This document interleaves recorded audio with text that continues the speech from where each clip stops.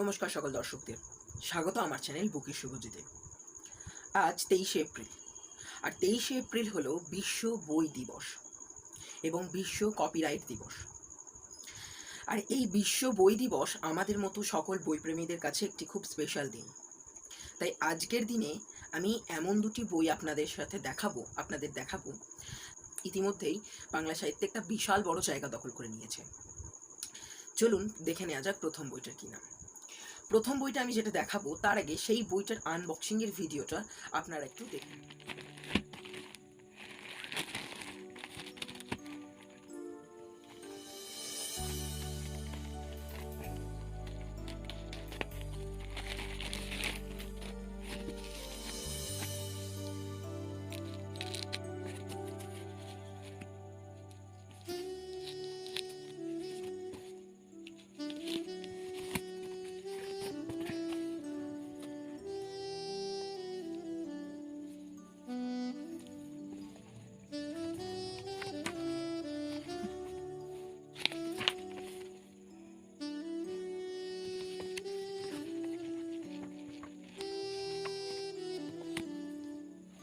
দেখতেই পেলেন বইটার কি নাম। বইটা হচ্ছে অনিলিখার রহস্য সমগ্র এক, লেখক অভিজ্ঞান রায়চৌধুরী। এই যে বইটি অনিলিখা রহস্য সমগ্র এক, অভিজ্ঞান রায়চৌধুরী। এই বইটি প্রকাশ করেছে পত্রভারতী পাবলিকেশন এবং এই বইটি মুদ্রিত মূল্য হচ্ছে 349 টাকা। হ্যাঁ, 349 টাকা। এবং এর প্রচ্ছদটি দেখতে অত্যন্ত সুন্দর। আর এই অত্যন্ত সুন্দর প্রচ্ছদটি করেছেন রঞ্জন দত্ত, এবং এর ভিতরের যে অলঙ্করণগুলি আছে, অর্থাৎ এই যে এই অলঙ্করণগুলি যেগুলি আছে, এগুলিও করেছেন রঞ্জন দত্ত। যাই হোক, এই বইটার মধ্যে কি কি আছে এরপর আপনাদের একটু পড়ে শোনাই। অনিলিখা বাংলা সাহিত্যের খুব প্রিয় একটি নাম, অবশ্যই আমার কাছে তো অত্যন্ত প্রিয় একটি নাম এবং জনপ্রিয় একজন চরিত্র। এর কারণ লেখকের অসামান্য কল্পনা, সারা পৃথিবী জোড়া পটভূমি এবং অনিলিখা নামের মেয়েটির বুদ্ধি, সাহস এবং হার না মানার মানসিকতা। অনিলিখার মতো চরিত্র আগে আসেনি, একদম বাস্তব কথা। এর আগে অনিলিখার ন্যায় চরিত্র বাংলা সাহিত্যে আসেনি। অনিলিখার আবির্ভাব গল্প দিয়ে 1996 সালে কিশোর ভারতীর পাতায়। অনিলিখার প্রথম উপন্যাস 2007 সালে শারদীয়া কিশোর ভারতীতে, সংকেত রহস্য। অচিরেই কিশোর কিশোরীর শুধু নয়, বয়স্কদেরও মন জয় করে ফেলল অনিলিখা। এরপর অনিলিখা বারবার এসেছে পূজাবার্ষিকীতে। এখনও পূজাবার্ষিকী কিশোর ভারতীতে অনিলিখার উপন্যাস আসে, এবং বলতে গেলে সেটার জন্যই মুখিয়ে থাকি আমি। এরপরে অনিলিখা বারবার এসেছে পূজাবার্ষিকীতে। পাঠকদের দাবিও ক্রমে জোরালো হয়েছে। ছোট ছোট বই নয়, এবারে অনিলিখা সমগ্র চাই। সেই ভালোবাসার দাবিকে সম্মান জানিয়ে এবারের উদ্যোগ। এই বইয়ের মধ্যে স্থান পেয়েছে মোট 8টি উপন্যাস। নিশ্চিতভাবে বলা যায় অনিলিখার রহস্য সমগ্র এক পাঠকের কাছে সমাদৃত হবে, অবশ্যই সমাদৃত হবে। কারণ অনিলিখা আমার অত্যন্ত প্রিয় চরিত্র, এবং যে কোনো, আশা করি যারা গোয়েন্দা গল্প ভালোবাসেন, অ্যাডভেঞ্চার যারা ভালোবাসেন, তাদের কাছে অনিলিখা একটি অত্যন্ত প্রিয় এবং জনপ্রিয় নাম, আমার কাছে যেমন। এই বইয়ের মধ্যে কি কি আছে আমি যদি আপনাদের একটু সূচিপত্রটা বলি। এই বইয়ের মধ্যে আছে 8টি উপন্যাস। প্রথমেই বললাম 8টি উপন্যাসের কি কি। প্রথমটি আছে সংকেত রহস্য, তারপরে হচ্ছে মাঝে মাত্র 24 দিন, তারপরে রহস্য যখন সংখ্যায়, তারপরে রহস্য যখন মাইক্রোস্কোপিক, ক এবং কয়েকজন, রহস্য যখন ডারউইন, রহস্যের 10 আঙ্গুল, তারপরে এবং শেষ এবং অন্তিম হচ্ছে রহস্য যখন সংকেতে। এটা যেহেতু সমগ্র এক, তাই এর পরবর্তী সমগ্রের জন্য অপেক্ষায় আছে। এর মধ্যে বেশ দুটো উপন্যাস আমার পড়া আছে।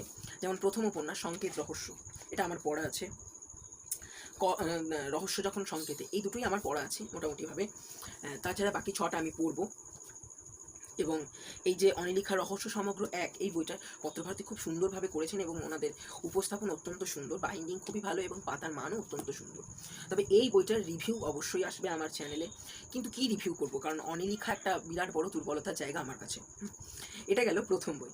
এবারে বিশ্ব বই দিবসের দ্বিতীয় বই যেটা আপনাদের দেখাবো, যে বইটা ইতিমধ্যেই বাংলা সাহিত্য জগতে শোরগোল ফেলেছে এবং গোটা ফেসবুক জুড়ে যার নামে ছয়লাভ হয়ে আছে, যে বই, সেটা হলো আনন্দবাজার পত্রিকা উপন্যাস সংকলন শতবর্ষের সংকলন 2022।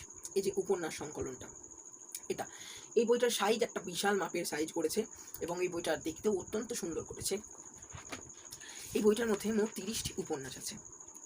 30টি উপন্যাস যদি আমি বলি, যেমন রবীন্দ্রনাথ ঠাকুরের ল্যাবরেটরি, মানিক বন্দ্যোপাধ্যায়ের শহরতলী, তারপরে তারাশঙ্কর বন্দ্যোপাধ্যায়ের হাঁসুলি বাঁকের উপকথা, বনফুলের মানদণ্ড, নারায়ণ গঙ্গোপাধ্যায়ের অসিধারা, প্রেমেন্দ্র মিত্রের মৌসুমী, সুবোধ ঘোষের ভিলা মাধবী, বিমল মিত্রের নিবেদন ইতি, আশাপূর্ণা দেবীর রানী শহরের কানাগলি, নরেন্দ্রনাথ মিত্রের সেতুবন্ধন, শঙ্করের নিবেদিতা রিসার্চ ল্যাবরেটরি, বিমল করের যদুবংশ, সন্তোষ কুমার ঘোষের স্বয়ং নায়ক, শরদিন্দু বন্দ্যোপাধ্যায়ের বেনি সংহার, তারপরে হচ্ছে সুনীল গঙ্গোপাধ্যায়ের কালো রাস্তা সাদা বাড়ি, শীর্ষেন্দু মুখোপাধ্যায়ের উড়ান, বুদ্ধদেব গুহর খেলা যখন, মতিনন্দীর বারান্দা, জ্যোতিরিন্দ্র নন্দীর আততায়ী, রমাপদ চৌধুরীর অভিমন্যু, সমরেশ বসুর খণ্ডিতা, সঞ্জীব চট্টোপাধ্যায়ের ঝাড়ফুঁক, দিব্যেন্দু পালিতের অন্তর্ধান, সুচিত্রা ভট্টাচার্যের কাঁচের দেওয়াল, বাণী বসুর তিমির বিদায়, সমরেশ মজুমদারের ঠিকানা ভারতবর্ষ, তিলোত্তমা মজুমদারের শামুকখোল, সঙ্গীত বন্দ্যোপাধ্যায়ের রুহু,